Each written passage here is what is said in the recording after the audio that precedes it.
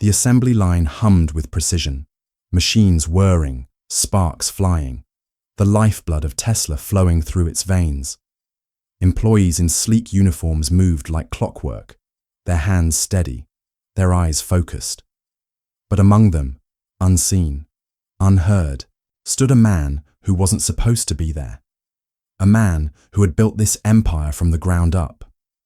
A man who now walked as a ghost in his own kingdom. Elon Musk had always prided himself on innovation, not just in technology, but in understanding, the very essence of human ambition. He believed Tesla wasn't just about cars, it was about revolution, about pushing boundaries, about building a future where the impossible became inevitable. But something had changed. Rumors whispered through the hallways, grievances buried under corporate pleasantries. Employees, his employees, felt unheard. And Elon Musk, he hated nothing more than stagnation, so he did what no billionaire would ever dare to do.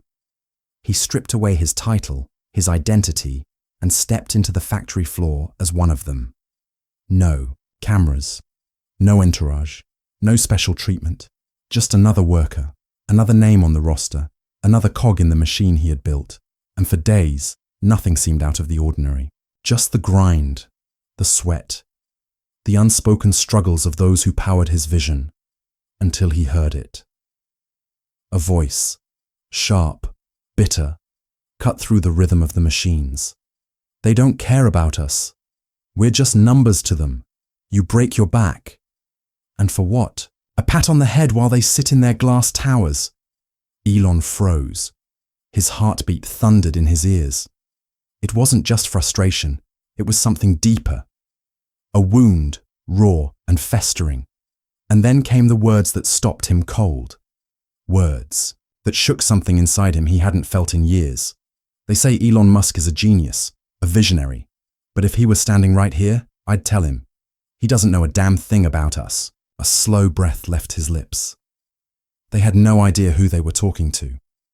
But they were about to find out.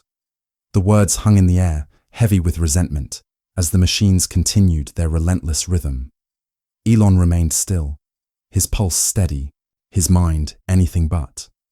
He had spent years building Tesla into a force of nature, an empire of electric innovation, a company that defied the odds at every turn. But standing there, disguised among the very people who made it all possible, he was seeing a different truth, one that couldn't be captured in quarterly reports or stock valuations, one that, if ignored, could rot the very foundation of what he had built. The worker who had spoken, the one who unknowingly aimed his frustration directly at Tesla's founder, continued, his voice simmering with quiet rage. "You think management gives a damn about us? I watched a guy in my team bust his hand on the line last week. You know what they told him? Clock out if you can't work. That's it. No support, no compensation, nothing. Like he was disposable." Another worker, a woman with grease-streaked hands and exhaustion in her eyes, shook her head. "I heard about that. Same thing happened last month. Someone passed out from heat exhaustion, and they just dragged him to the break room, gave him water, and sent him back in an hour later." Elon's stomach tightened. He wanted to believe this was an exaggeration, a misunderstanding. But the murmurs spreading through the group told him otherwise. These weren't just isolated incidents. This was a pattern. A deep voice chimed in from across the workstation. "And the worst part? They keep telling us we're lucky to be here. Like we should be grateful to work ourselves to the bone, while the big guys at the top rake in billions." The resentment was palpable. Elon could feel it thick in the air, the collective weight of exhaustion, frustration, and quiet despair. This wasn't the Tesla he had envisioned. A shift supervisor strolled by, his clipboard clutched tightly in, his grip, eyes scanning the workers like a predator sizing up prey. The moment he saw the murmuring group, he slowed. His presence was enough to send a ripple of silence through the employees. Some dropped their gazes to the floor, others busied, their hands with mechanical tasks, pretending not to notice him. But Elon noticed everything. "Something wrong here?" the supervisor asked, his voice dripping with authority. his gaze moving over each worker like a silent warning. No one answered. It was an unspoken rule. You didn't complain. You didn't push back. You kept your head down, did your job, and prayed you wouldn't be next on the chopping block. The worker who had spoken first, the one who had unknowingly challenged Elon's very existence, held his ground, jaw tight, fists clenched at his sides. He was about to say something, but a subtle shake of the head from one of the older employees stopped him. The lesson was clear. Speaking up came with consequences. The supervisor smirked, adjusting the papers in his hands. That's what I thought. Get back to work. And just like that, the moment was over. The conversation buried under the relentless hum of the machines. But Elon had seen enough. He had seen the flicker of fear in their eyes, the hesitation, the resignation. These weren't workers who felt valued. They were workers who felt trapped, powerless. As the shift continued, he moved through the factory, blending in, listening, absorbing. He heard the same stories over and over.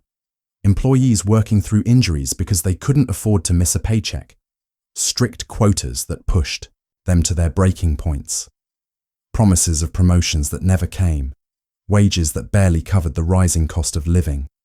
And then there was the silence, the most damning part of it all. No one dared speak too loudly.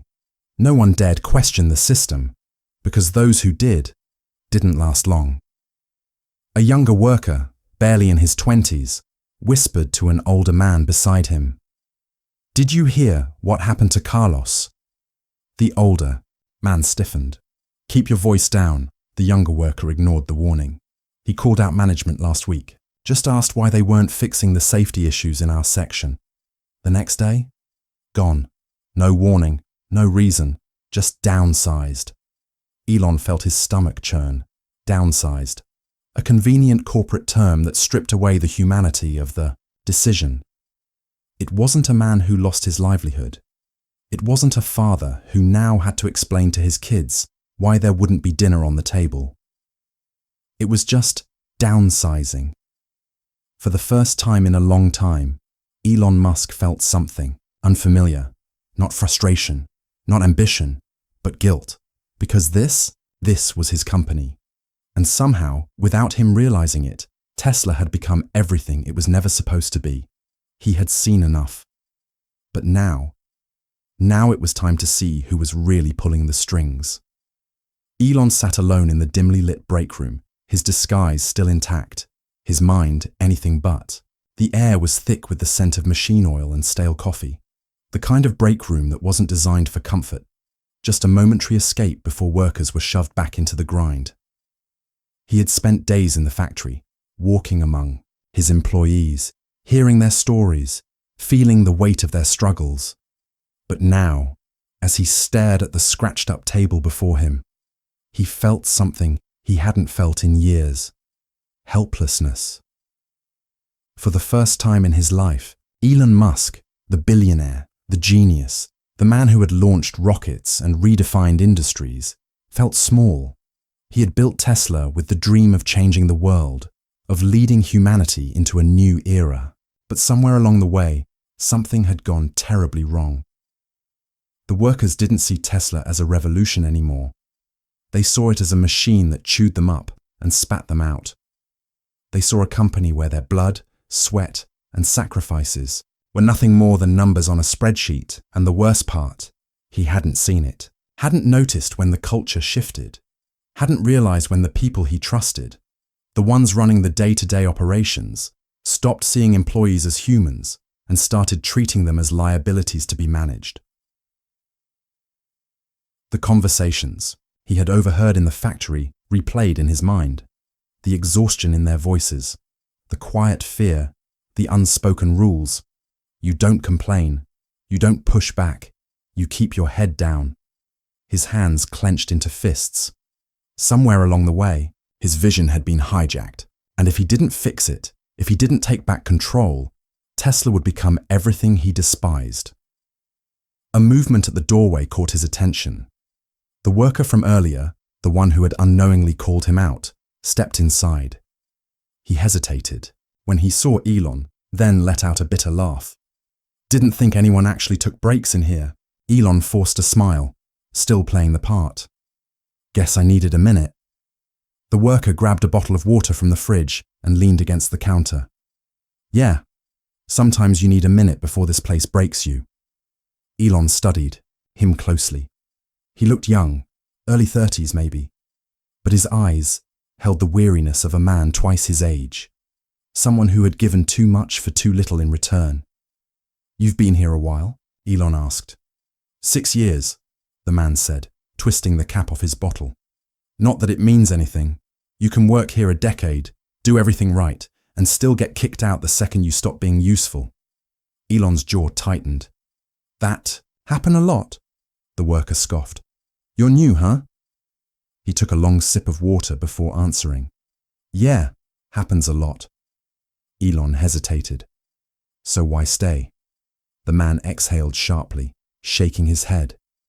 Because it's Tesla, he said, it like a curse, like a name that once meant something, but no longer did. Because we all bought into the dream, the mission, the idea that we were building something bigger than ourselves. His fingers tapped against the bottle. But dreams don't pay bills. And at some point you realize you're not changing the world. You're just another set of hands on the line, another cog in the system, and the people at the top. He let out a hollow laugh. They don't even see us. Something in Elon's chest tightened. He saw them now. The worker glanced at the clock, his break nearly over. He looked back at Elon, as if debating whether or not to say what was really on his mind. Finally, he sighed. You seem like a good guy, so let me give you some advice. Elon waited. Don't. Get comfortable. People who think this company cares about them always get burned in the end. And with that, he walked out, leaving Elon alone with a truth he could no longer ignore. His company was broken. Not the technology, not the innovation, but the heart of it. The people who made Tesla possible, and the men in charge, the ones who had let this happen, were the ones who thought they were untouchable. A slow, determined breath filled his lungs. They were about to find out just how wrong they were. Elon had seen enough. The quiet suffering, the fear, the absolute certainty among the workers that no one at the top cared, that he didn't care. That stung the most. Because no matter what the world thought of him, whether they saw him as a visionary or a madman, one thing had always been true. He never stopped caring. Not about the mission, not about the people who made it possible. And now, those people believed he had abandoned them, but he hadn't. And now, he was about to prove it. For years, he had relied on his executives to manage the factory floor, believing they had the workers' best interests at heart. He had trusted the numbers, the reports, the neatly packaged updates that assured him Tesla was running smoothly. But none of those reports mentioned employees being forced to work through injuries. None of them talked about intimidation tactics, about management silencing complaints before they could ever reach him. They had kept him blind, but not anymore. His disguise may have let him slip into the factory unnoticed, but now it was time to step back into his real role, to remind everyone exactly who he was. The next morning, before the shift began, a surprise meeting was called. Every supervisor, every manager, every high-ranking executive responsible for overseeing factory operations. No one knew why. No one knew who had called it, but when they entered the executive conference room, confusion turned into unease the moment they saw him. Elon Musk, not the billionaire sitting on a stage, pitching the next big idea, not the Twitter-savvy entrepreneur throwing out memes to his followers. This was a different Elon, silent, calculating, staring down the people who had failed him. The room was filled with nervous energy, whispers between executives. A few exchanged glances, looking to each other for reassurance. Then one of the senior managers, a man who had built a reputation on his ruthlessness, finally spoke. Elon, he said, forcing a smile. Didn't realize you'd be joining us today. Elon leaned back in his chair, studying them. He could see the arrogance, the confidence, the belief that they were untouchable, that whatever problem had brought him here today could be smoothed over, explained away with carefully curated data, points. They had no idea what was coming. "I wasn't planning on it," Elon said, his voice calm. "But after spending the last few days working on the factory floor, I figured I should." The silence that followed was deafening. It took only a fraction of a second, but he saw it. The way some faces paled, the way shoulders stiffened. They knew. The same senior manager let out a short laugh, though there was an edge of uncertainty to it. "You've been, working in the factory?" Elon nodded. "Incognito, talking to employees, observing how things actually run." He let his gaze sweep over them, watching their discomfort grow. "And I learned a lot." More silence. Some of them were smart enough to realize there was no talking their way out of this. Others weren't.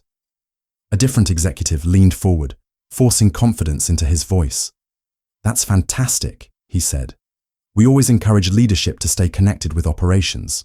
If there's anything you'd like addressed, we're more than happy to discuss improvements." Elon's expression didn't change. Improvements. He let the word hang in the air, then leaned forward, resting his hands on the table. "Tell me something.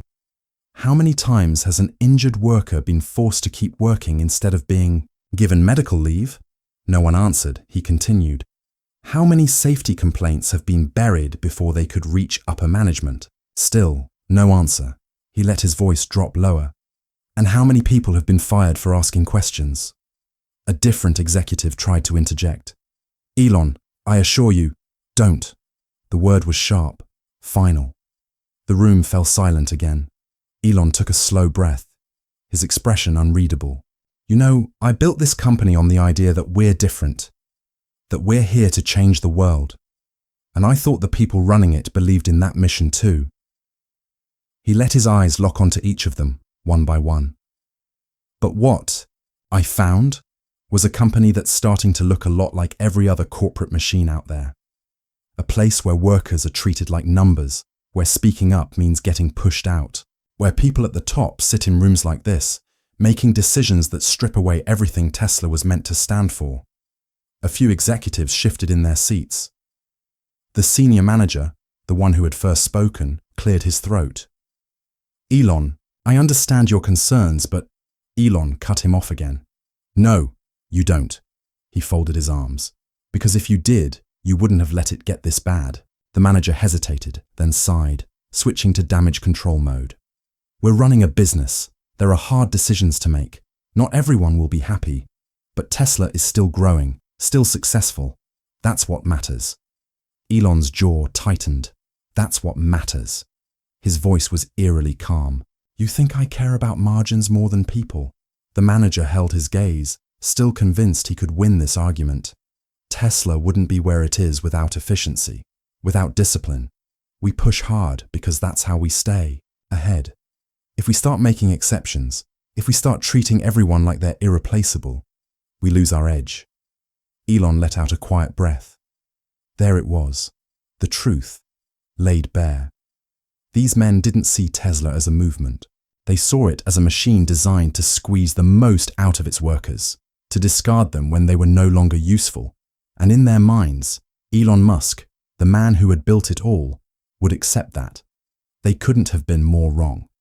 Elon slowly stood, his movements deliberate. The room went dead silent. "I want resignations," he said, voice steady. "Effective immediately." The manager flinched. "What?" "You heard me," Elon said. "You, and everyone in this room, who knew what was happening and did nothing." Shock rippled through the room. Some executives started stammering, others looked furious, as if they couldn't believe what they were hearing. The senior manager scoffed, rising from his chair. "Elon, you can't be serious." Elon tilted his head. "You think I won't replace you?" He stepped closer, voice dropping to a deadly calm. "This is my company. You've been running it like it belongs to you, but let me make something very clear." his gaze locked onto the man. "I can replace an entire executive team faster than you can find another job." The color drained from the manager's face. Elon turned away, heading for the door. "HR will be expecting your letters by the end of the day." He paused for a fraction of a second. "Or security will escort you out." Then he walked out, leaving behind the stunned silence of men who had just learned the hard way. They had never been the ones in control. The fallout was immediate. By the end of the day, the resignations started pouring in. Some executives, realizing there was no salvaging their positions, left quietly, trying to preserve what little dignity they had. Others fought back, threatening lawsuits, calling board members, scrambling to use their influence to overturn Elon's decision. But influence only worked when you had power. And at Tesla, there was no power greater than the man who had built it from nothing. Security escorted the loudest objectors out of the building. Some left with their heads held high, still convinced they had been right. Others walked out in stunned silence, the reality sinking in that their reign over the factory floor had ended. But the real justice, that came when the news broke. By the next morning, every major media outlet had picked up the story. The headlines were ruthless. Elon Musk fires Tesla. Executives after going undercover in his own factory. The internet exploded. Workers across industries, tech, manufacturing, even those in completely unrelated fields, celebrated what they saw as a rare moment of accountability in corporate America. For years, employees in every sector had been told the same thing, that they were lucky to have a job, that their sacrifices were just the cost of working for something bigger, that their struggles didn't matter as long as the company was profitable. But now they saw something different. They saw a billionaire who didn't just sit in an ivory tower, who didn't just post motivational tweets about working hard while ignoring the people who made his success possible. They saw someone who had stepped into their world, listened to their voices, and actually done something. And at Tesla, everything changed. Elon didn't just fire the executives responsible. He dismantled the entire toxic system they had built. He ordered a full audit of employee treatment, ensuring that every worker had access to proper medical care, reasonable hours, and a safe work environment. He raised wages, installed a direct line of communication between employees and upper management, one that bypassed the middlemen who had spent years silencing complaints. But most importantly, he made it clear that no one, not a single person in a position of power, was untouchable. The factory workers, the same ones who had once whispered their frustrations in break rooms, felt something they hadn't in years. Hope. It didn't happen overnight. There were still challenges, still people in the company resistant to change. But one thing was certain: Tesla would never be the same again. A few weeks later, Elon returned to the factory, not in disguise this time. He walked through the floor as himself, with every worker knowing exactly who he was. And unlike before, they didn't fall silent when they saw him. They nodded. They met his eyes. Some even smiled. And one of them, the worker who had unknowingly called him out on his first day, approached him. For a long moment, neither of them spoke. Then the worker let out a quiet laugh, shaking his head. "Guess I was wrong about you." Elon smirked. "Guess you were." The worker exhaled, glancing around at the factory floor. It wasn't perfect. It never would be. But it was better. "You really listening now?" the worker asked. Elon nodded. "Yeah." He looked out at the people, the heartbeat of Tesla. "And I'm never stopping again. Because at the end of the day, innovation wasn't just about technology. It wasn't about machines or software or the next big product. It was about people. And this time, he was making damn sure they were never forgotten again.